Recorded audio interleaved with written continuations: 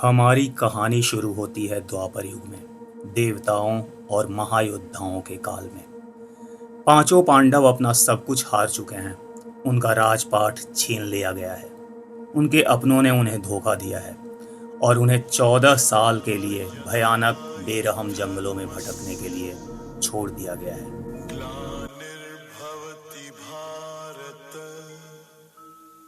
पांडव पहाड़ों में ऊंचे और ऊंचे चढ़ते गए और आखिरकार पहुंचे किन्नौर की इन अनजान वादियों में।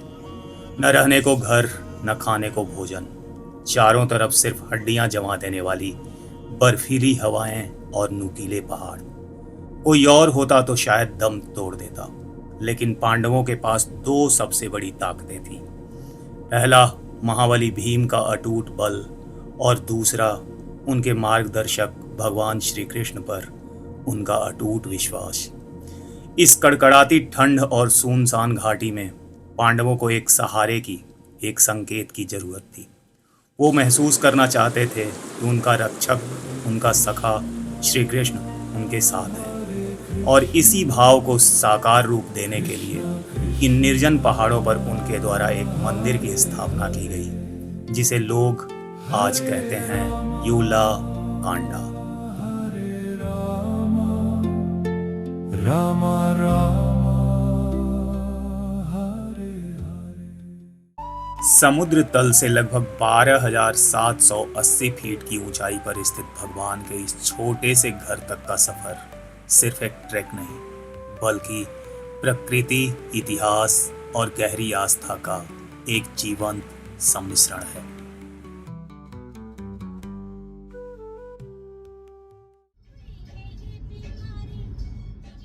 दिल्ली से हमारे सफ़र की शुरुआत हुई थी।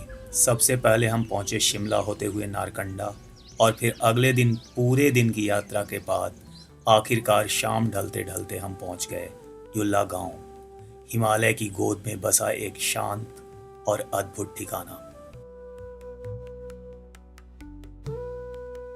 जब से इस छिपे हुए स्वर्ग की गूंज दुनिया तक पहुंची है, यहाँ के स्थानीय लोगों ने अपने घरों के दरवाजे मुसाफिरों के लिए खोल दिए हैं। हम भी यहाँ के सत्कार होम स्टे में रुके, जहाँ पहाड़ों जैसी ही गर्मजोशी और अपनापन था। कुछ लोग ऐसे भी थे जो गांव से दूर घने जंगलों के बीच लगे टेंट्स में कुदरत को और करीब से महसूस कर रहे थे। पर किन्नौर की धड़कन को सुनने के लिए और यहाँ के लोगों के बीच रहने के लिए मुझे होम स्टे में रुकना ही बेहतर लगा। जैसे ही सूरज पहाड़ियों के पीछे छुपा, इस शांत सी हरी पहाड़ी गांव पर रात अपनी काली लिहाफ फैलाने लगी। कोई शोर नहीं, कोई नेटवर्क की हड़बड़ी नहीं, बस आप हैं, तारों से भरा आसमान है, झिंगुर की हल्की हल्की आवाज़ है और एक ऐसी शांति जो सीधे रूह में उतर रही है।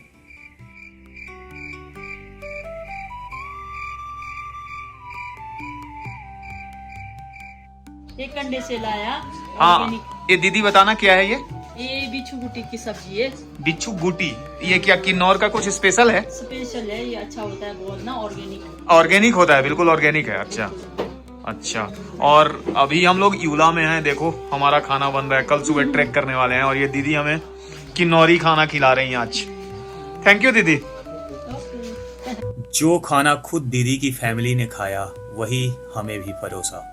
उसी अपनेपन के स्वाद के बाद दीदी ने हमें पहाड़ों का नियम समझाया। सुबह 5:30 बजे तुम लोगों को निकलना होगा, ताकि अंधेरा होने से पहले ट्रैक करके फिर से वापस लौट सको। उनके इसी आदेश के बाद हमने अलार्म सेट किया और पहाड़ों के बीच सो गए।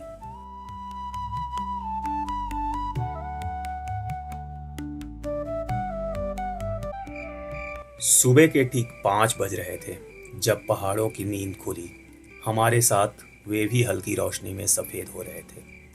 हम फटाफट तैयार हुए और ठीक 5:40 पर युल्ला गांव से एक अनफॉरगेटेबल ट्रैक पर निकल पड़े। होम स्टे से बाहर कदम रखते ही पहाड़ों ने हमारी परीक्षा लेनी शुरू कर दी। सामने खड़ी चढ़ाई थी और पत्थरों की अनगिनत सीढ़ियाँ, जहाँ हर मोड़ पर बना कृष्णा मंदिर का ये एरो मार्ग हमारा मार्गदर्शन कर रहे थे। गांव के खूबसूरत लकड़ी के घरों, देवदार के पेड़ों और छोटे छोटे पहाड़ी खेतों के बीच से गुजरते हुए आखिरकार हम युल्ला गांव के एग्जिट गेट पर पहुंच गए।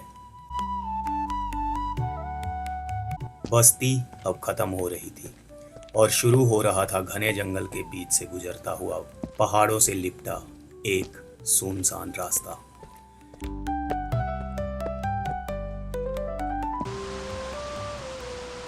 थोड़ी और ऊंचाई पर पहुंचने पर प्रकृति ने हमारा स्वागत एक खूबसूरत झरने के साथ किया, एकदम क्रिस्टल क्लियर वाटर।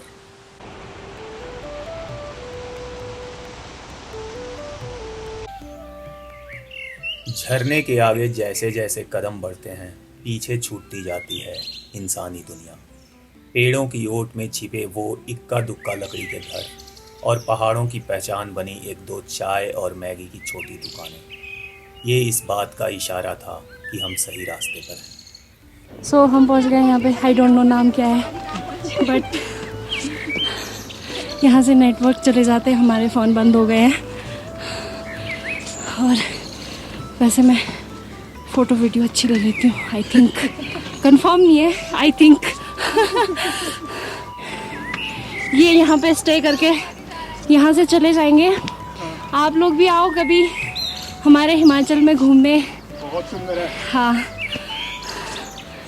रास्ता धीरे धीरे और सकरा होता गया।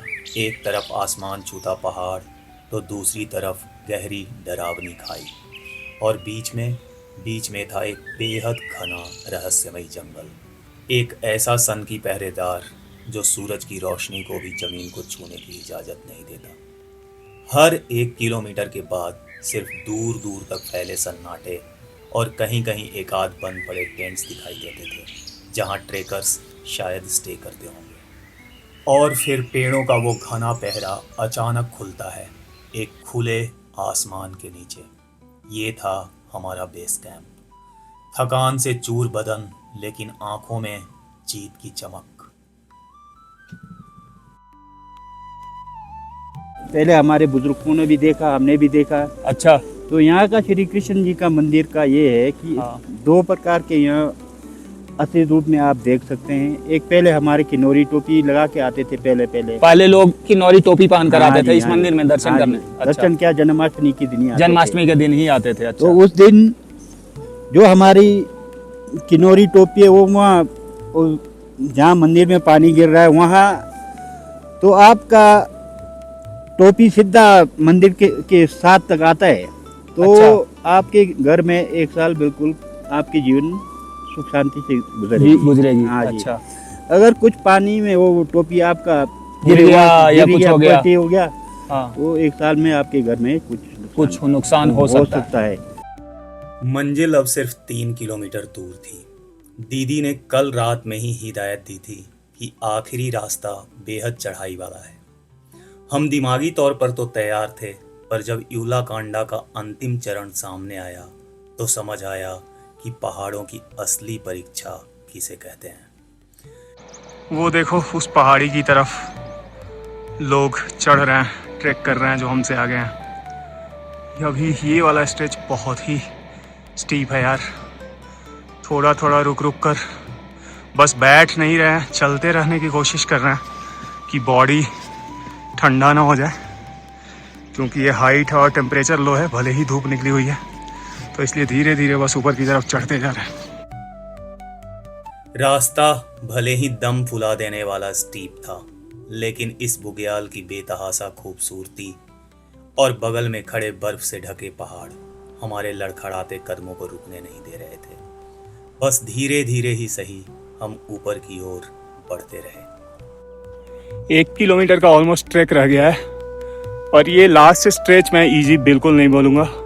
और चक्कर ये है कि बर्फ़ पिघल गई है, इसलिए मिट्टी में गीलापन है और वो फिसल रहा है।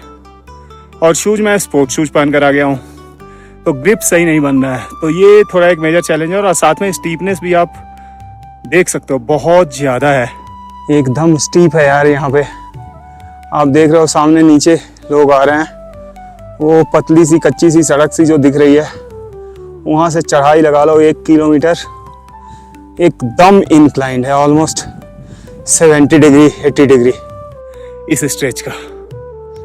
पर व्यू इतना बढ़िया है यहाँ से, आप देखो नीचे की तरफ, मज़ेदार।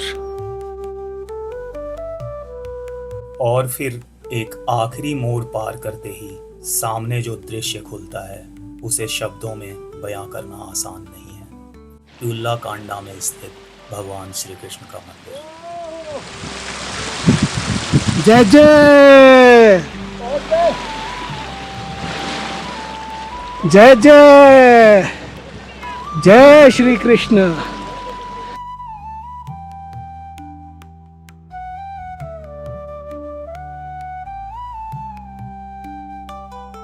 अभी मैं खड़ा हूँ यूला कांडा पे। यहाँ पे भगवान श्री कृष्ण का वर्ल्ड का हाईएस्ट टेम्पल है और यहाँ पे आने के लिए आपको ट्रैक करके आना पड़ेगा नीचे यूला विलेज से। करीब 12 से 13 किलोमीटर का ट्रैक है और ये जगह ऑलमोस्ट 3800 मीटर प्लस हाइट पे है। आप देख सकते हो ऊपर बहुत सुंदर व्यू है, नीचे लेक के बीच में श्री कृष्ण जी का टेम्पल बना हुआ है और इस तरफ पूरा एकदम स्टीप माउंटेन्स है विदाउट एनी वेजिटेशन, थोड़ा ग्रास वाला एरिया है ये। और फिर मैं इधर अगर आपको दिखाऊं तो इस तरफ नीचे की तरफ जो है वो देवदार जो आपको दिख रहा होगा, स्नो पीक माउंटेन टॉप पे है ये नीचे देवदार, और देवदार के नीचे साइड में यूला विलेज है। तो यूला विलेज से ही हम लोग ट्रैक करके आए हैं और ये पूरा जो व्यू है अल्टीमेट है। आप यहाँ आओगे ना मजा आ जाएगा, वर्थ है। ट्रैक लास्ट में 2-3 किलोमीटर स्टीप है, थोड़ा टफ है, पर वर्थ एफर्ट है एकदम, मजा आ जाएगा आपको। Thank you.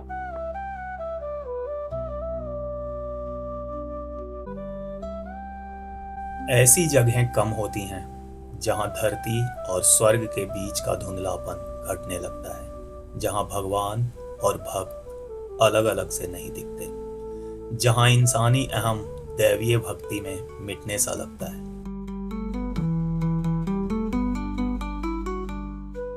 बहुत देर तक यहाँ मैं बिल्कुल शांत भावहीन बैठा रहा और फिर वक्त आ गया कान्हा के उस सुंदरतम जगह से विदा होने का। लौटना हमारी फितरत में था, पर अंदर कहीं स्लेट पर यादों की जो कहानी लिखी गई थी उसे कौन मिटा सकता है।